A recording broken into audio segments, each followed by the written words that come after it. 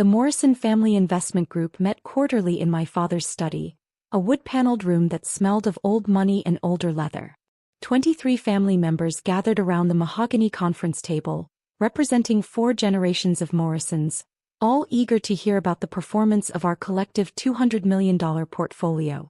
I sat in my usual spot near the door, close enough to observe but far enough away to be easily forgotten. Excellent returns this quarter, my brother Marcus announced from the head of the table, standing beside Dad like a prince next to his king. Marcus had appointed himself as the family's unofficial investment spokesperson 3 years ago, right after he'd completed his MBA at Wharton. The portfolio is up 17% year-over-year. Our tech sector allocations are performing particularly well, and our real estate holdings in Austin and Miami have appreciated beyond projections. Applause rippled around the table. Dad beamed with pride at his eldest son, 42 years old and looking every inch the successful hedge fund manager he claimed to be. Custom suit, Patek Philippe watch, perfect haircut that probably cost more than most people's car payments. This is what happens when you let professionals manage serious money, Marcus continued, clicking through a PowerPoint presentation on the 70-inch screen mounted on the wall. Amateur investors get emotional, make reactive decisions, chase trends. Professional investors like our team understand market fundamentals, risk-adjusted returns, and portfolio diversification strategies. I sipped my water and said nothing. Around the table, cousins and aunts and uncles nodded along, absorbing Marcus's performance like it was gospel. Most of them had no idea how investment portfolios actually worked. They just knew that their quarterly distributions kept arriving, funding their lifestyles, and Marcus took credit for all of it. Now, Marcus said, his tone shifting to something more serious, we need to discuss portfolio access going forward. There have been some concerns raised about family members who might not fully understand the complexity of our investment strategy, trying to get too involved in decision-making. My cousin Jennifer raised her hand. What kind of involvement are we talking about? Questions about specific holdings, requests to review individual investment performance, suggestions about sector allocation, Marcus replied. The kind of micromanagement that can interfere with our professional team's ability to execute strategy effectively. Sounds reasonable, Uncle Tom said. We hired experts for a reason. Let them do their jobs.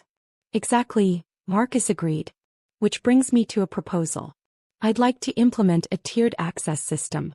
Family members who demonstrate sophisticated understanding of investment principles would have full transparency and input rights.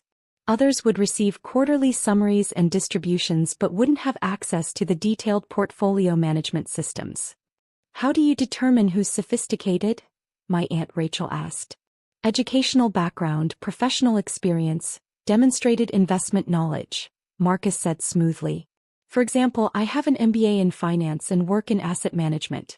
Dad built his commercial real estate empire and understands market cycles.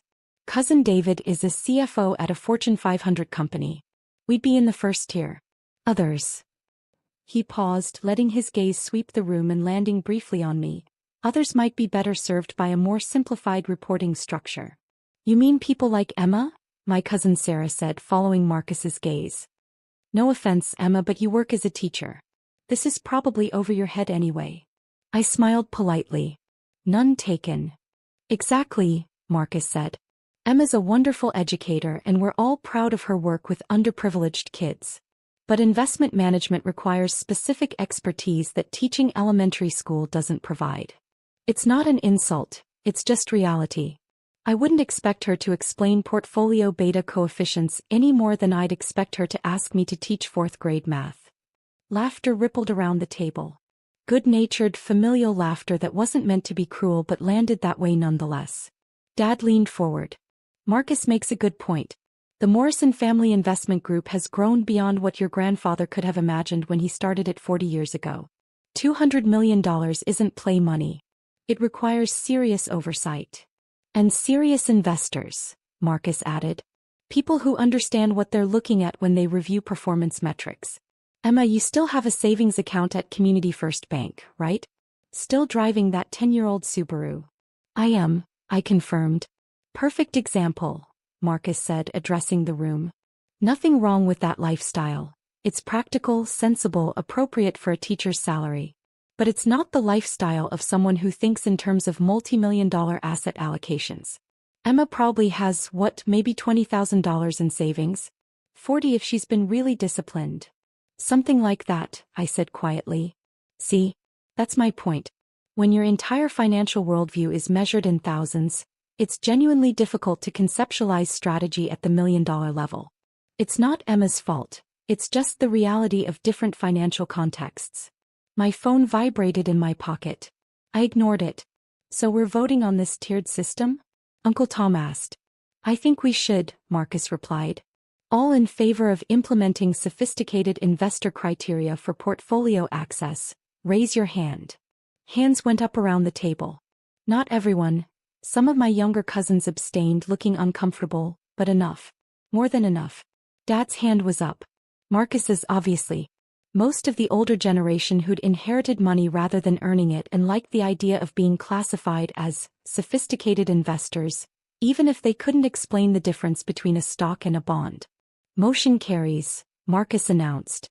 I'll work with our legal team to formalize the criteria and notify everyone of their access level by end of month.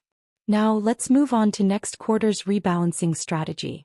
I'm proposing we take some profits from our tech positions and rotate into dividend-paying blue chips. More stability, less volatility. My phone vibrated again. And again. I pulled it out discreetly, glancing at the screen under the table. 3 messages from James Whitmore, the director of Whitmore Capital Management. The firm that had been managing the Morrison Family Investment Group's portfolio for 6 years. The firm I'd personally selected and contracted after conducting a comprehensive search of every major asset management company on the East Coast. James, quarterly meeting today? How are things? James, need to discuss the Henderson acquisition opportunity. Time sensitive. James. Also, Marcus Morrison just called requesting immediate access to move 50M into a private deal. Flagging for your approval per standard protocols. I read the last message twice, then typed a response. Deny the request. I'll call you in 5 minutes. Marcus was still talking, explaining his rebalancing strategy with charts and graphs that probably looked impressive to people who didn't know that every single recommendation he was making contradicted the long-term strategy we'd actually implemented 6 years ago. The strategy that had generated those 17% returns he was taking credit for. Question, I said, raising my hand. The room went quiet. Marcus looked surprised. I rarely spoke at these meetings. Yes, Emma? He said with exaggerated patience. This rebalancing strategy you're proposing. Moving from tech to dividend stocks. What's the projected impact on our 5-year compound annual growth rate? Marcus blinked. Well, it's difficult to project with certainty. Approximately, I pressed. If we rotate $50 million from high-growth tech positions into dividend stocks yielding, say, 3 to 4% annually, what does that do to our overall portfolio performance trajectory? It provides stability, Marcus said, recovering his composure. More predictable income streams. At the cost of growth, I pointed out. Our current tech allocation is averaging 28% annual returns. Dividend stocks might give us 4% plus some price appreciation. Maybe 8% total if we're lucky. So we're trading 28% returns for 8% returns. That's a significant haircut. It's about risk management, Marcus countered. Tech stocks are volatile. They can drop just as fast as they rise. They can, I agreed. But over the 6-year period since the current investment strategy was implemented, our tech positions have consistently outperformed broader market indices. Our Amazon position is up 412%. Apple is up 318%. Microsoft is up 294%. Why would we exit positions that are demonstrably working? Marcus's jaw tightened. Emma, with all due respect, you're reading numbers from quarterly reports without understanding the underlying market dynamics. I understand that we're in a growth phase of the market cycle, I interrupted gently. I understand that inflation is low, interest rates are accommodative, and technology companies with strong fundamentals are benefiting from structural shifts in how businesses operate. I understand that rotating out of our best-performing positions into defensive holdings is exactly the wrong move at exactly the wrong time. You teach 9-year-olds, Marcus said, his patience evaporating. You don't have the expertise to. I have the quarterly reports, I said, which show that every major investment decision made over the past 6 years has generated positive returns, and every suggestion you've made during these family meetings has been politely ignored by whoever's actually managing the portfolio. That's because the management team understands complexity that you don't, Marcus snapped. Or, I said calmly, it's because the management team receives their instructions from someone else. Someone who implemented the current investment strategy and reviews every major decision before execution. Dad held up his hand. Emma, sweetheart, you're out of your depth here. Marcus works in this industry. He understands things that... Dad, Marcus works as a client relationship manager at a mid-sized wealth management firm, I said. He doesn't make investment decisions. He schmoozes clients and plays golf. His job is sales, not portfolio management. How dare you, Marcus started. It's not an insult, I said, echoing his earlier words back to him. It's just reality. You're very good at client relations. You're personable, confident, well-networked. But you've never actually managed a portfolio of this size, never executed a major asset allocation strategy, never conducted the kind of institutional-grade due diligence required for $200 million investment decisions. And you have. Marcus demanded. You with your teacher's salary and your tiny savings account and your 10-year-old car? I have, I said simply. The room went completely silent. That's absurd, Marcus said, but something in his voice had changed. Uncertainty creeping in around the edges. I pulled out my phone and dialed James Whitmore's number. Put it on speaker before anyone could object. Emma, James answered on the first ring. Got your message about Marcus's request. I've denied the transfer and flagged it in the system. Thank you, James, I said. I'm actually at the quarterly family meeting right now. You're on speaker. There seems to be some confusion about portfolio management authority. Ah, James said, understanding immediately. Would you like me to clarify the management structure? Please. Certainly. James's voice was crisp, professional, with the authority of someone who managed billions in assets. The Morrison Family Investment Group portfolio is managed by Whitmore Capital Management under a contract established 6 years ago. The sole decision-maker for the portfolio per the terms of that contract is Emma Morrison. She approves all major investment decisions, reviews quarterly performance, and has final authority over asset allocation, manager selection, and strategic direction. Marcus had gone pale. That's impossible. I'm looking at the contract right now, James continued. Signed 6 years ago by Emma Morrison, establishing her as the beneficial owner and sole authorized decision-maker for the $200 million portfolio formerly held by Morrison Family Trust. The trust was dissolved and reconstituted as an individually managed portfolio per her instructions. Emma doesn't have $200 million, Dad said weakly. The Morrison Family Investment Group portfolio currently stands at $234 million, James corrected. Up from the initial $200 million when Emma assumed control 6 years ago. The 17% year-over-year return that Marcus mentioned earlier? That's the result of the investment strategy Emma implemented.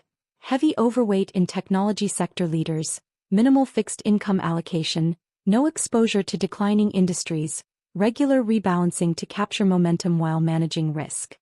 This is insane, Marcus said, but he was looking at me now with something between horror and disbelief.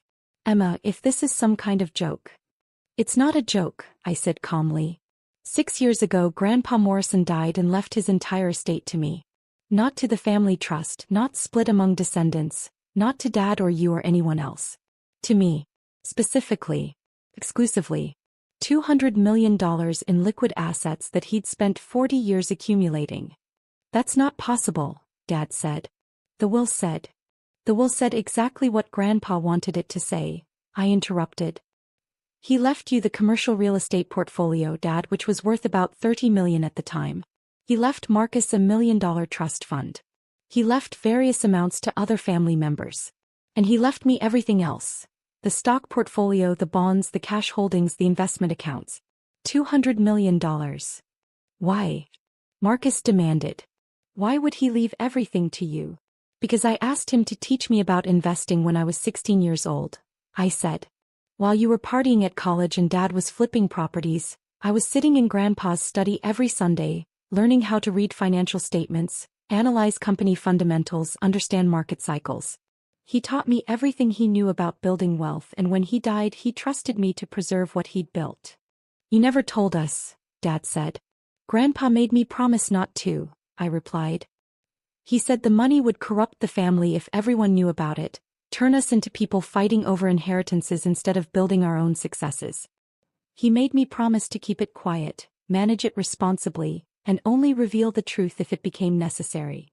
And it's necessary now? Marcus asked bitterly. It became necessary the moment you tried to implement a tiered access system that would exclude people you deemed unsophisticated, I said. Marcus, you don't have access to the portfolio. You never did.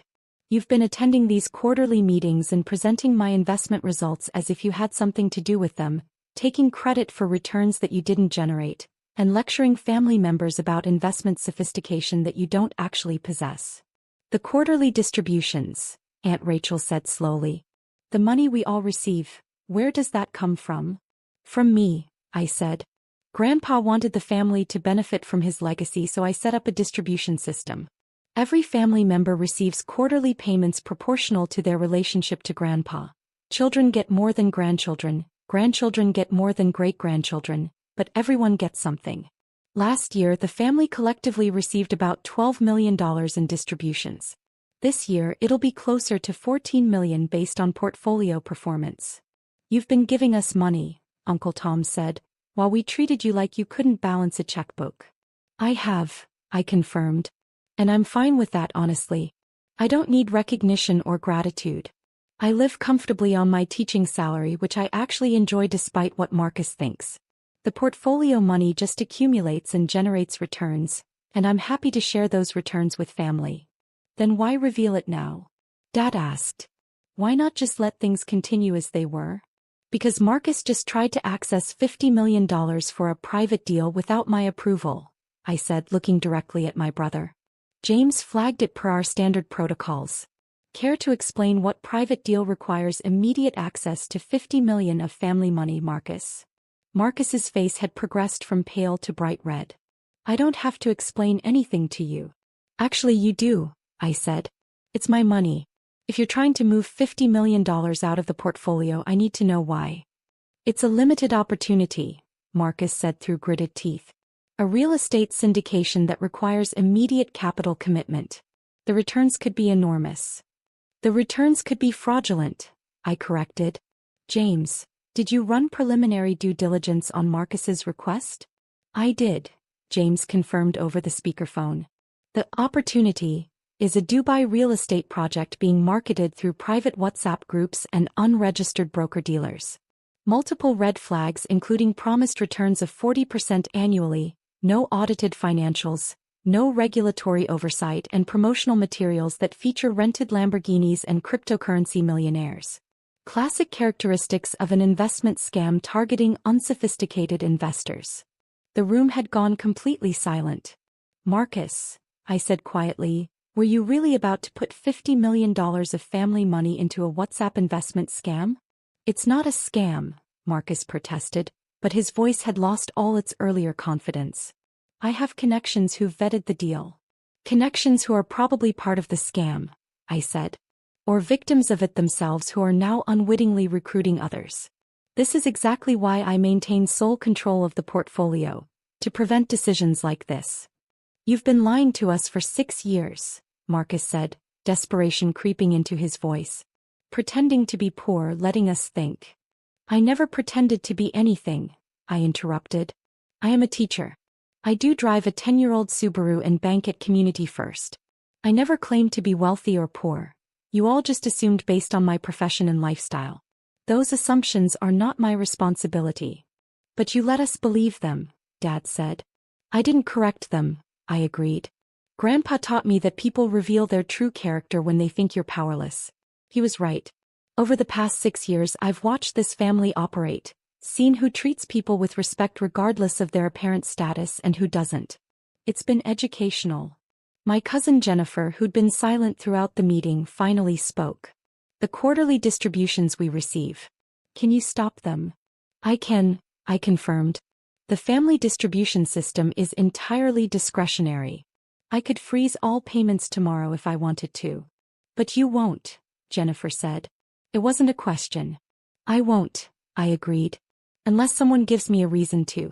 The distributions continue as long as family members aren't actively trying to sabotage the portfolio or commit fraud with family assets. I wasn't committing fraud, Marcus said weakly. No, you were just being reckless with other people's money while taking credit for returns you didn't generate, I said. Which brings me to my next point.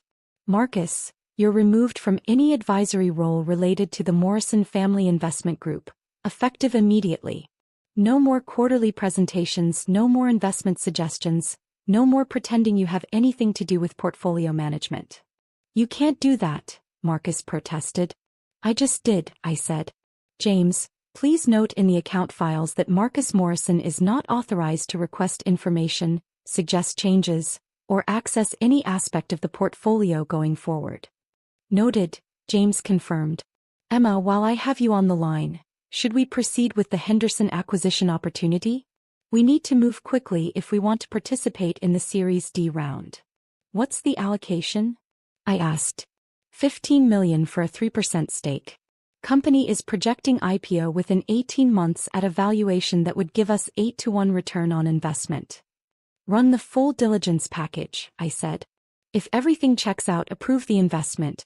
Use funds from the healthcare sector allocation. We're overweight there anyway. Will do. Anything else you need? That's all for now, James. Thank you. Always a pleasure, Emma. He hung up. I looked around the table at 23 family members who were seeing me clearly for the first time in 6 years. Or possibly for the first time ever. I want to be clear about something, I said. The money that Grandpa left me isn't family money in the legal sense. It's my money. I choose to share the returns with family because that's what Grandpa wanted, but I'm not obligated to. The quarterly distributions could stop tomorrow. The entire portfolio could be redirected to charitable foundations or invested in ways that benefit only me. I don't do those things because I actually care about this family, despite how some of you treat me. Emma, Dad started. I'm not finished, I said gently. Dad, you've spent 6 years implying that my career choice makes me financially illiterate. Marcus, you've spent 6 years lecturing me about investment principles while I've been implementing the strategy that funds your lifestyle. Multiple family members have treated my questions and observations as cute attempts at participation rather than legitimate input from someone who actually knows what they're talking about. We didn't know, Aunt Rachel said. You didn't ask, I replied. Not once did anyone wonder how I could afford to live comfortably on a teacher's salary with no apparent financial stress. Not once did anyone question where the quarterly distributions were actually coming from or who was making the investment decisions that generated them. You all just assumed Marcus was responsible because he looks and acts like what you think a successful investor should look like. What do you want from us? Dad asked quietly. Honestly, nothing, I said. I don't need apologies or recognition or changed behavior. I've been managing just fine without any of that for 6 years. But Marcus's attempted $50 million withdrawal forced me to reveal everything, and now that it's out in the open we need new rules. What kind of rules? Uncle Tom asked. First, no more investment suggestions from family members unless they're coming through proper channels with actual analysis backing them up, I said. Second, quarterly meetings continue, but they're informational only. I'll present the results, answer questions, explain strategy, but decisions remain mine alone. Third, the tiered access system Marcus proposed is dead. Everyone gets the same level of transparency. Quarterly reports, annual summaries, and access to me if they have legitimate questions. That seems fair, Jennifer said. Fourth, I continued, and this is non-negotiable. Anyone who tries to access portfolio funds for personal investments, loans, or opportunities, without my explicit approval will have their quarterly distributions suspended permanently. This is a family investment portfolio, not a personal ATM. Marcus looked down at the table. Are we clear? I asked. Nods around the table. Some reluctant, some relieved, all of them understanding that the family dynamic had just shifted in a fundamental way. Good, I said. Now, unless there are questions about the actual portfolio performance, I think we're done here. I have a question, Cousin David said. He was the CFO Marcus had mentioned earlier, one of the few family members with actual financial expertise. The Henderson acquisition James mentioned. That's Henderson Medical Technologies. It is, I confirmed. They're revolutionizing diagnostic equipment, David said. If their IPO hits projected valuations, that $15 million investment could be worth over $100 million in 2 years. That's the analysis, I agreed. How did you get access to their Series D? Those rounds are usually reserved for institutional investors with established relationships. I've been investing in medical technology companies for 4 years, I said. Built relationships with founders, participated in earlier rounds for other companies, established a track record. Henderson's founders approached me directly. You have a reputation in the medical tech investment community, David said slowly, realizing something. I have a reputation in several investment communities, I confirmed. Medical technology, artificial intelligence, renewable energy, cybersecurity. I've made 43 investments over the past 6 years across those sectors. 31 have generated positive returns. 8 are still in early stages. 4 failed completely. The portfolio you all benefit from is just one part of a larger investment strategy. How much? Dad asked. Total. How much are you managing? I hesitated, then decided there was no point in half-truths anymore. Across all portfolios including the Morrison family holdings, approximately $760 million. The silence that followed was absolute. $750 million, Marcus said faintly.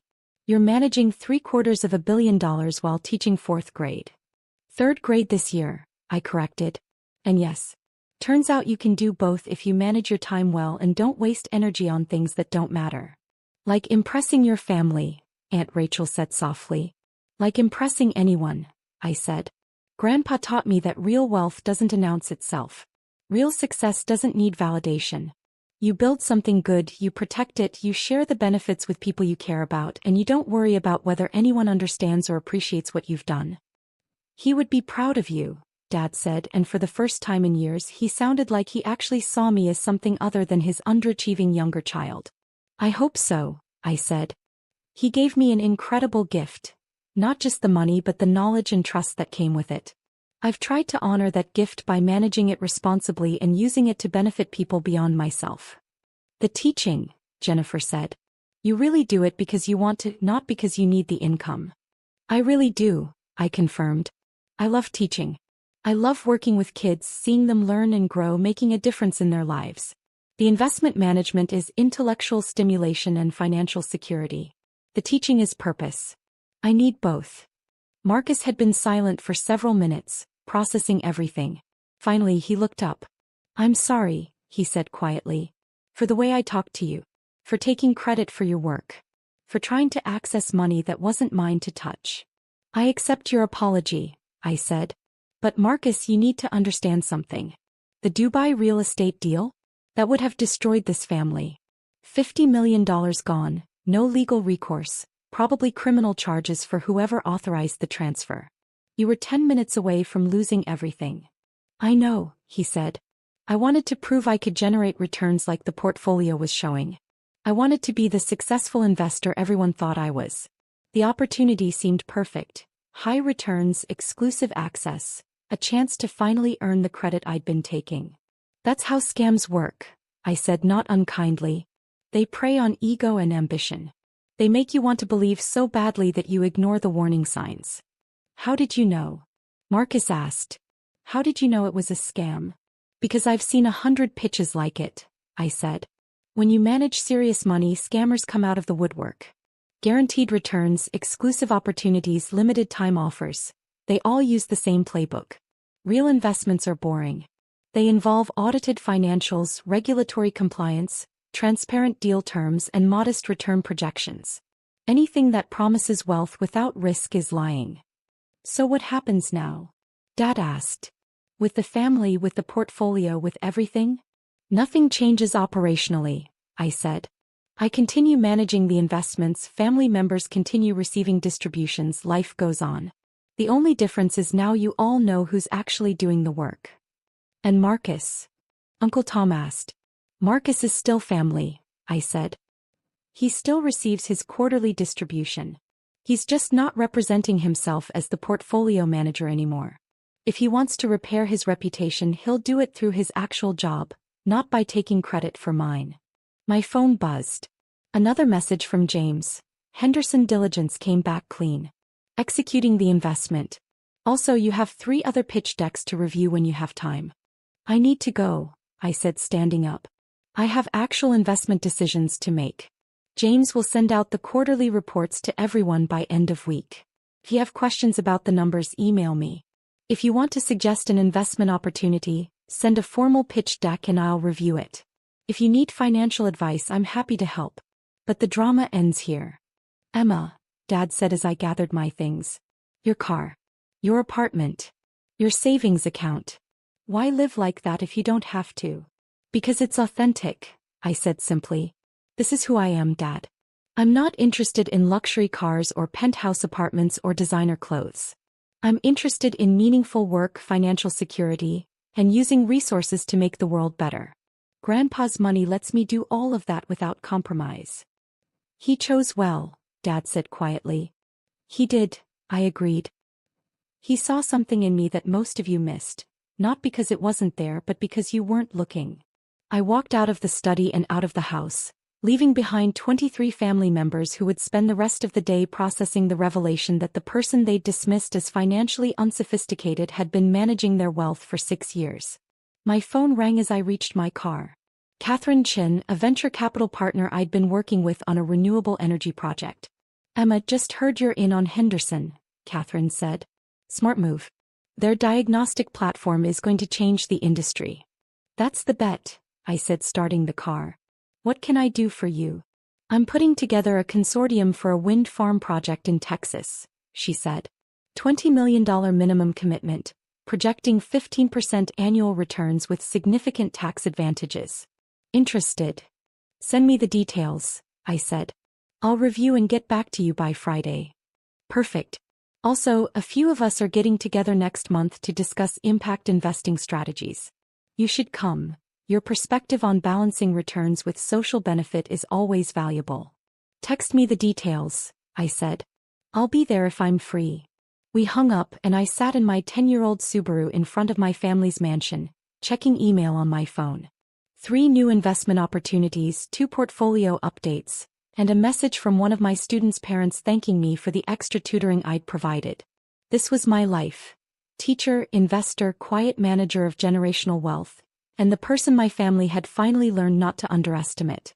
I drove home to my modest apartment, where I'd spend the evening grading papers and reviewing pitch decks, living exactly the life I wanted with exactly the resources I needed. Tomorrow the family group chat would probably explode with messages. People processing, questioning, maybe even apologizing. Or maybe not. It didn't really matter. Grandpa Morrison had taught me that power doesn't require recognition to be real. Success doesn't require validation to be legitimate. And wealth used wisely is always more valuable than wealth displayed ostentatiously.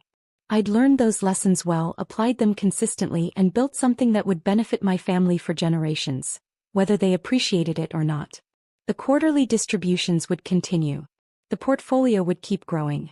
And I would keep teaching 3rd grade and managing $750 million, because both mattered and neither required anyone's permission to do. That evening I received one more text. From Marcus. I looked up that Dubai deal after everyone left.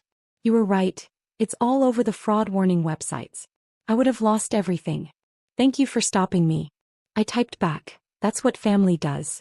We protect each other even when we don't always understand each other. His response came quickly, I understand now. Finally. Good, I replied. Now focus on your actual job and stop trying to be something you're not. You're good at client relations, Marcus. Be great at that instead of pretending to be an investment manager. Understood. Emma? Grandpa was right to trust you. I smiled at my phone, poured a glass of wine, and opened my laptop to review the Henderson Medical Technologies investment documents. Outside my window, the city lights sparkled against the evening sky. Somewhere out there, opportunities were emerging, companies were building revolutionary technologies, and wealth was being created and destroyed and redistributed. And I was right in the middle of it all, managing hundreds of millions of dollars while living a life that looked ordinary from the outside but was anything but just the way I liked it.